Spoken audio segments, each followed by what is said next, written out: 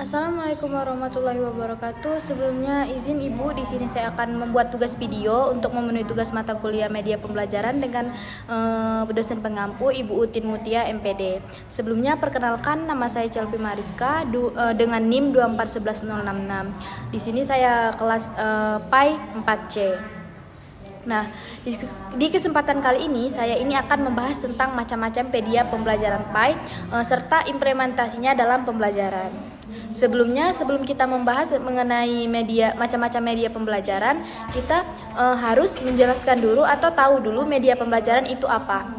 Jadi, media pembelajaran itu adalah segala sesuatu yang digunakan untuk membantu guru dalam menyampaikan materi kepada siswanya, sehingga proses belajarnya itu menjadi lebih efektif dan menarik dan mudah dipahami. Nah, lalu selanjutnya itu, dalam pembelajaran PAI itu kita harus penggunaan media ini sangat penting karena tidak hanya menyampaikan pengetahuan saja, tetapi bisa menanamkan nilai-nilai dan sikap-sikap yang terpuji bagi siswanya. Nah, saya di sini akan menjelaskan yang pertama macam-macam media. Yang pertama yaitu media visual cetak. Nah, apa sih media visual cetak ini?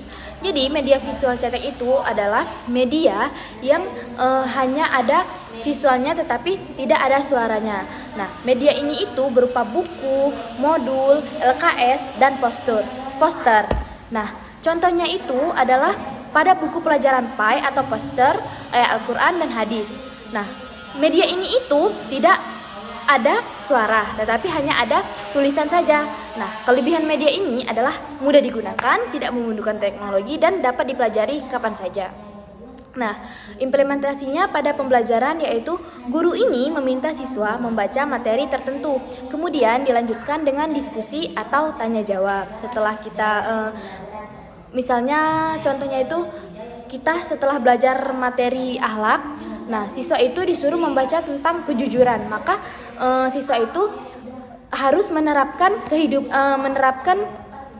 tentang kejujuran itu di kehidupan sehari-harinya. Nah, selanjutnya itu ada yang kedua yaitu media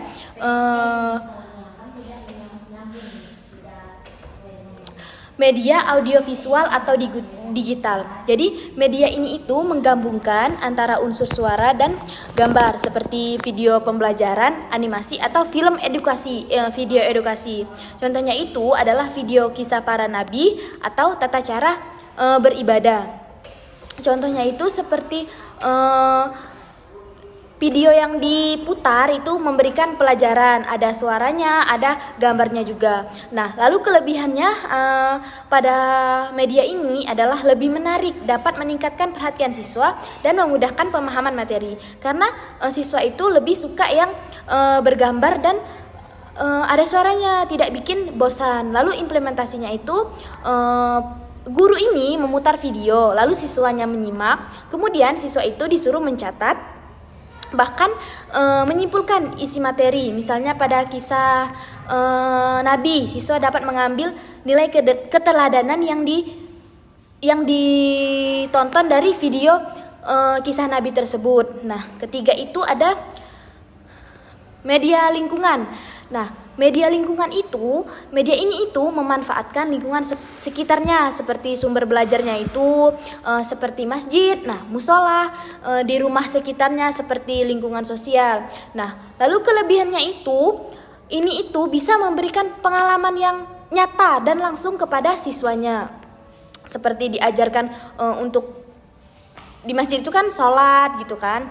Nah, lalu implementasinya itu dari pembelajaran yaitu siswa ini diajak praktik langsung, diajak praktik sholat. Nah, contohnya itu pada materi tata cara sholat, siswa itu mempraktikkan gerakan sholat di masjid. Lalu dengan demikian itu siswa itu tidak hanya memahami teori tentang bagaimana sholat, tetapi juga siswa itu mampu melaksanakan bagaimana sholat dengan benar, atau mungkin bisa juga dari azan mungkin ya, sholat, azan. Siswa itu bisa tahu urutannya setelah dia mempraktekkan di media lingkungan ini. Nah, yang terakhir ini ada media visual interaktif. Media ini itu tentunya berbasis teknologi dan melibatkan interaksi siswa. seperti contoh itu PowerPoint atau interaktif, kuis digital dan aplikasi pembelajaran yang lainnya. Contohnya itu kalau kuis itu Quizizz. Nah, apa sih kelebihannya dari media ini? Kelebihannya itu adalah membuat pembelajaran itu lebih aktif, menyenangkan dan tidak membosankan. Lalu implementasinya itu di pembelajaran yaitu guru ini memberikan kuis di akhir pembelajaran untuk mengukur pemahaman siswa. Seperti guru ini kalau sudah menerangkan, menjelaskan apa itu tentang materinya, dijelaskan satu persatu, lalu di akhir guru ini akan memberikan kuis kepada siswanya agar siswa itu lebih semangat gitu. Nah, selanjutnya rancangan pembelajaran. Rancangan pembelajaran ini terdiri dari 3 tahap utama. Yang pertama itu ada pendahuluan. Nah, guru ini membuka pembelajaran itu dengan salam. Lalu guru itu menyampaikan tujuan dari pembelajaran. Pokoknya pembukaan lah ibaratnya ya. Lalu kedua, ini kegiatan inti. Nah, guru di sini menyampaikan materi menggunakan media yang sudah saya jelaskan tadi. Media yang sesuai seperti video, buku atau praktik langsung itu digunakan sesuai dengan apa materi hari itu. Nah, yang ketiga itu ada penutup. Nah, di sini guru melakukan refleksi seperti memberikan kesimpulan dan evaluasi. Misalnya melalui tanya jawab atau kuis seperti macam-macam media pembelajaran yang keempat itu ya. Bisa itu digunakan untuk tahap akhir di rancangan pembelajaran. Lalu setelah kita membahas macam-macam media pembelajaran dan rancangan pembelajaran, ada media yang tidak cocok digunakan untuk pembelajaran PAI ini. Nah, di dalam pembelajaran PAI itu tidak semua media itu dapat digunakan ya. Media yang tidak dapat digunakan itu ada beberapa contoh, yaitu yang pertama media yang mengandung unsur kekerasan atau tidak sesuai dengan nilai Islam. Namanya juga kan pelajaran pendidikan agama Islam, maka harus mengandung nilai Islamnya. Kalau tidak sesuai berarti itu tidak cocok dengan PAI. Yang kedua itu media yang tidak edukatif atau mengandung informasi yang tidak benar. Nah, selanjutnya yang ketiga, media yang mengganggu fokus siswa seperti permainan tanpa tujuan pembelajaran. Nah, yang terakhir itu ada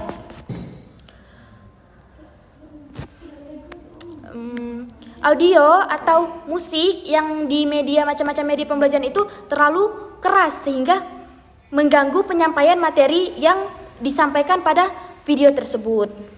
Nah, kesimpulannya itu dari penjelasan ini adalah dapat disimpulkan bahwa media pembelajaran itu sangat penting di pembelajaran PAI karena dapat meningkatkan kualitas pembelajaran PAI agar siswa itu tertarik dan dipahami. Pemilihan media itu harus tepat karena akan membantu siswa memahami serta mampu mengamalkan nilai-nilai yang dipelajari oleh siswa tersebut dalam kehidupan sehari-hari. Baiklah, mungkin hanya itu yang bisa saya sampaikan. Saya minta maaf jika ada salah, kepada Allah saya mohon ampun. Saya akhiri, wabillahi taufik wal hidayah. Wassalamualaikum warahmatullahi wabarakatuh.